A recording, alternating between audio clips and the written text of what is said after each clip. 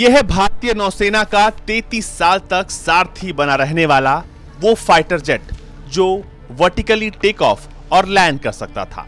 भारतीय नौसेना ने इससे खरीदा था और तब ये अपने जमाने का सबसे बेहतरीन फाइटर जेट हुआ करता था।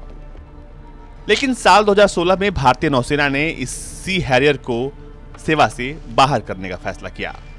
दरअसल सी हैरियर विमान जो थे वो इंडियन नेवल एयर स्क्वाड्रन 300 का हिस्सा थे और अब इन्हें आप एनएचएमसी में आसानी से देख पाएंगे।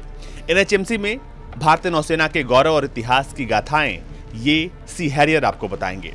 दरअसल दर्शकों के लिए एनएचएमसी में इन सी हैरियर्स को लगाया गया है, जहां पर भारतीय नौसेना की कहानियां ये एनएचएमसी आपको बता रहे होंगे।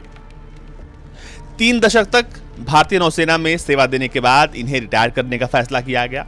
इनकी जगह पर रूसी MiG-29K को शामिल किया गया। इन विमानों की सबसे बड़ी बात यह थी कि ये बिना दौड़ लगाए ही वर्टिकली टेक ऑफ और लैंड कर सकते थे। लेकिन नेवी को इन विमानों की देखरेख में काफी परेशानी हो रही थी। ब्रिटिश कंपनी रोल्स रॉयस ने सी हैरियर के पुर्जे बनाने तब बंद कर दिए थे और इन विमानों में Rolls Royce Pegasus turbofan engine लगे थे। ये विमान वर्टिकली टेक ऑफ और लैंड कर सकते थे। आज के दौर में भले ही आप F-35 का नाम सुनते हैं, लेकिन ये अपने दौर के वर्टिकली टेक ऑफ और लैंड करने वाले वो फाइटर जेट हैं जिन्होंने अपना दबदबा पूरी दुनिया में बनाया था।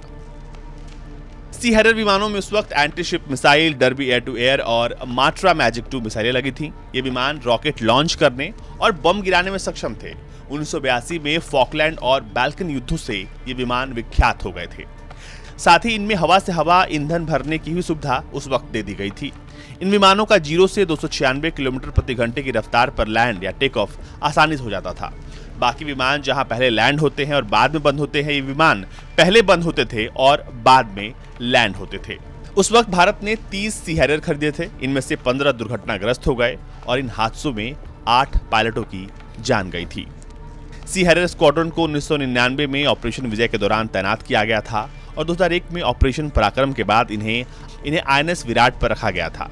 लेकिन साल 2016 में भारतीय नौसेना ने इन्हें रिटायर करने का फैसला किया और अब ये विमान जो हैं वो एनएचएमसी में दर्शकों के लिए लगाए जाएंगे, जहां पर भारतीय नौसेना की गाथा ये विमान दर्शकों को बता रहे होंगे।